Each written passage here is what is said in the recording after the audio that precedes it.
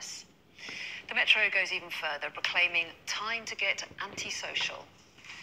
And the Telegraph splash is life put on hold. The Eye carries the advice that where they can, people should work from home, which may explain why the Times pictures a mostly empty Waterloo station in London and the headline, Britain in lockdown. The Express urges unity, insisting we can do it together. The Daily Mail declares Britain shuts up shop. The Sun keeps it to one word, closed. And the Daily Mirror points out the ways in which people can stay safe. The Star invokes Macaulay Culkin with its headline, Home Alone. And across the Atlantic, the Financial Times, another extraordinary day regarding coronavirus, and a news conference this evening in which a number of new measures were recommended by the government. Front page of The Guardian, you've picked out first of all. Go on, Ella. Well, yeah, across the papers, some have called it shock measures, but I think most of us would have expected that this was going to come at some point. And The Guardian covers the fact that this is the long-haul, kind of long-game aspect of it. We are going to move into different periods of quarantining or isolation, but for the moment, as we all know, if we watch the press conference today, Boris Johnson and the government have announced a raft of new measures to not go anywhere near pubs or clubs or theatres or go out to gigs or any kind of big social gatherings. There's been several things that they report on the front of The Guardian. Grand National's been postponed. That seems eminently sensible. Alongside that, there's some more slightly alarming things that I was particularly worried about. I've got several friends who are pregnant, who are concerned about the news that women who are in their third trimester of pregnancy should be thinking about not necessarily self-isolating quite yet, but definitely staying at home. They kind of said for people in those at-risk groups to take suggestions particularly seriously. Yes, particularly seriously. And I think, for me anyway, as someone who does not have any expert knowledge in viruses, can't claim to have any kind of scientific insights, I feel reassured, and I think that this sounds sensible, because the strategy, as it's been explained to us all along, is to try and flatten that curve, to kind of extend the peaks that we don't basically overrun the NHS with cases which it can't handle. And the interesting thing about what Johnson said in the press conference today was he made the statement and he said, we kind of trust Britain to be full of mature people who are able to take this on, able to take on the challenge of thinking selflessly and thinking as a collective. I think that's the key thing from all of this. There are certain points at which who has to isolate. If you're an individual, you have to isolate if you've got symptoms. But if you're in a household, you have to do it longer for 14 days. But the overall message is this is actually a common sense thing at the moment, which is check yourself, keep an eye on your symptoms, and think selflessly. And I mean, I just think that is eminently sensible at this point. And it does represent, though, a really substantial change in the way we lead our lives. In fact, I think that's how the Prime Minister put it. He said he hasn't seen anything like it in his lifetime, and it's perhaps unprecedented in peacetime. And we don't know how long it will last. I think the thing that people are, and if people are watching it at this time of night, they're probably worrying. And just to say that everyone is worrying, there's sort of, people's anxiety is a very personal, internalized things, but it's okay to say that you're worried, because this is huge. This is life-changing. This is country-changing. It's economy-changing.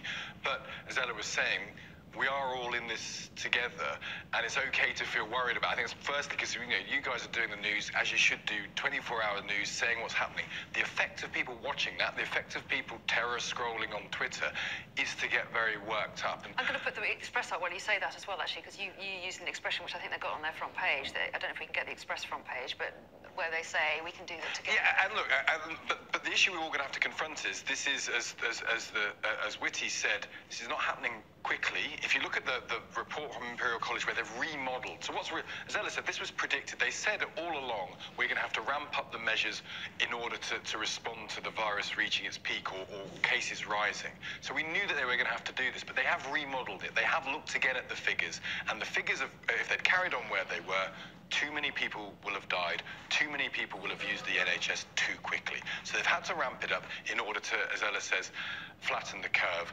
And we've all got to try and respond to that. But the thing that's on all our minds, which I think they didn't address in the press conference, which which other people might wish them to do, is this is an economic crisis as much as it is a health crisis. And if you simply shut down, this is why there's no obvious easy answer for the government, because if you shut the country down completely for 6 months, there's no economy to return to. We try and strike a balance between the two, but what wasn't really forthcoming today, but will be forthcoming tomorrow, I think, but possibly should have been referred to more strongly today, is the economic measures that will support these health measures. Well, that's right, and I'm going to move us on to the Daily Mirror next, because they have a dramatic "Stay Safe" headline with a picture of a very determined-looking Boris Johnson there. And when you look at that first point that they highlight there, pubs, clubs and workplaces to be avoided, I mean, instantly you can imagine the economic impact of that. Yes, and I mean, the reality is people who are, journalists like myself, ourselves, people who can work from home, from offices, that kind of thing, will have one experience of it. But there are vast numbers of people who have to actually physically be present at work. Cleaners, care workers, people who work in engineering, the list goes on. Hospitality, who if they, people serving food in restaurants, if the restaurant gets closed, then they simply can't make their rent at the end of the week. And the disappointing thing that was lacking in the press conference today was any kind of detail on that. And the point that Stig makes is key, is that for most people, the symptoms are not going to be fatal. It's going to be worrying, yes, but they're going to get over this illness. But the question is what happens after, and what happens to your job, what happens to your ability to go back to life as normal, essentially. And if we do shut down the economy and shut down society without any very simple provisions for people in terms of just making sure people can get by financially, then once the coronavirus pandemic is over, hopefully, you're going to have a different kind of crisis with the economy failing. But the second point of that bit on the front page of the Mirror is, but schools are still kept open. And there's a huge amount of outrage about this fact that the government is refusing to close schools. And I kind of can't get I can understand why people are worried about that, of course, and worried about their kids and worried about spread.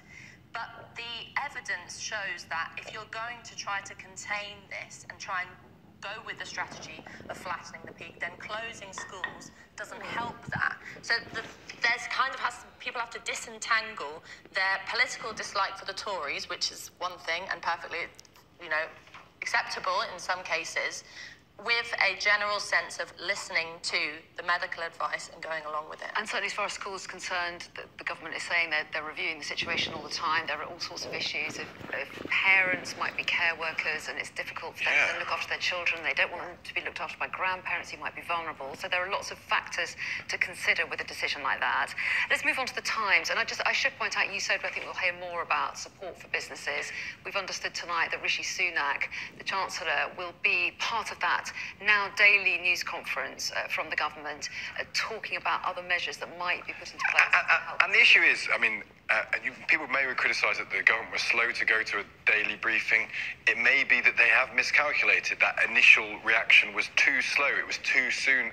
They didn't move quick enough to start having these measures of containment. But there is no right answer here. One of the things we all have to try and deal with as we try and confront this ourselves is there isn't an absolutely clear right answer, because you're balancing risk, and you're balancing risk to one hand to health and well-being and the other hand to the economy. But a disastrously damaged economy affects people's health and well-being. Lots of people die if the economy tanks. That's what it's absolutely demonstrated, that that's a problem. So you cannot simply say, as some people want to say, and this doesn't really reduce very well into shoutiness and lack of nuance, which is why social media is a bit perilous in this world, because you go through the least worst option, the balance of risks, the trying to work out where we need to be in 6 months' time, in 9 months' time, in 10 months' time, in 18 months' time. And that's a really difficult thing to model. And we should go to the break, but let me quickly show the Metro, because they do have a dramatic headline there, "Time to get anti-social." It is going to mark a real change for us, that we're being discouraged from these social activities. Well, obviously, in one way, yes, that's right. We're not meant to be engaging in large-scale social activities. But actually, no, it's not a time to get antisocial, because the other end of this is that we're going to have lots of people of a certain age who are going to be home alone and lonely, and you should get involved in volunteering for any way that you can, helping getting people shopping or giving people a call, as charities like Age UK have great schemes in relation to that. But also, not have an antisocial outlook, but actually have a collective outlook, a public-spirited outlook that says we are in this together. So I know where they're trying to go with there, but the one thing we don't need to do is become antisocial and misanthropic about this. We need to always think about people. The other point that we're making is the Metro of all these titles, it's a free title based on advertising which is going to be hit and based on people commuting to and from work on tubes and trains in the various cities of the country. The Metro is one of these things like pubs, like clubs, like trains, like planes, where there is a systemic problem to what they're trying to do. Okay, more coming up in a moment. And I also want to update you on what to expect from Kay Burley at breakfast tomorrow morning. There'll be your chance to have your questions on coronavirus answered by an expert. And among Neil Patterson's guests, who's sitting in for Kay Burley tomorrow, will be Dr. David Nabarro, one of the World Health Organization's specialists, who's helping to coordinate the global response to the pandemic. That's Kay Burley at breakfast, live from Westminster at 7 a.m. We're coming up here from around the world to right next door. We'll tell you how people near and far are responding to the pandemic. English. Yeah, exactly. 3 arts graduates, so none of us are claiming to be epidemiologists. No, we're not. We're not indeed. No direct advice from us, No. medically or scientifically. Exactly. We're reflecting on how the papers are covering it, Yes. though. Inside the Metro next, because they are, in this double-page spread, kind of taking us at least to France, the EU and America to get their response, and China as well, in fact. And a really sharp change in attitudes from a number of different leaders. I think the French is the distinction that was so obvious, because the Macron statement followed on Boris Johnson's press conference fairly hard at the heels, and they demonstrated a different attitude in the sense that Boris Johnson was talking about this change in the scientific approach and sort of said, well, did say, we'd like people not to go to pubs, clubs, restaurants or theatres, and then implied strongly that it's their lookout as their businesses get destroyed. I'm sure he didn't mean to say that, or whether he did mean to say it or not, we don't know. But the point is, he wasn't saying, and we'll look after those businesses. Macron, on the other hand, said, we're at war with this disease. We need to put together an economic package. No business will go bankrupt as a result of coronavirus. If it costs 300 billion euros to fix it, we will provide 300 billion euros. Now, that may or may not be true, but that was the distinction that people drew. And we may get more details tomorrow from the government here as well about what it is. Exactly. They didn't do it today, was the point. Yes, they didn't do it today. I mean, obviously, too, it's difficult to talk about the political nuances in a situation like this when, you know, there's a lot of distasteful political kind of rowing going on social media and finger pointing. But it is true that particularly in Macron's case, he is an individual who has suffered of late in terms of his popularity is way down, suffering at the polls. He's had people en masse protesting across his country for years at this point now. So he is under a huge amount of pressure, not only to obviously try and stop the virus from spreading, but also making sure that he's not going to throw the French working class under the bus. And that's why he's come up with a kind of 300 billion figure. Would like to see more details on that. Just as a side point, it's also, I've heard some people I know in France talking about the fact that it's a happy coincidence for him to be able to shut down the Gilets jaunes after years of protesting, obviously for noble reasons to stop the virus. But what I'm trying to say is there are political things happening here which shouldn't go unnoticed. That are interesting to pick out. And obviously, the same in America, the fact that Trump is now going hot and heavy on saying that, you shouldn't meet up in groups of more than 10, and saying that, Americans have to hunker down, that this is, if we have a good shot at this, if we do a good job, we might not kill as many people as we think. He's essentially sweating because he knows that his base are going to be the ones that suffer because they're the ones that are more likely to not. Okay.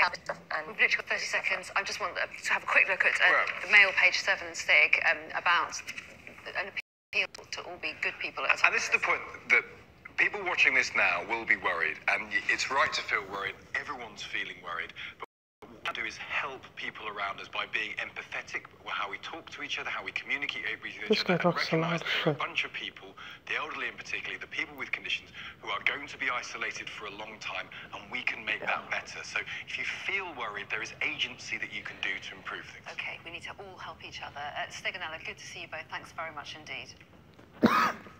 Top stories up next.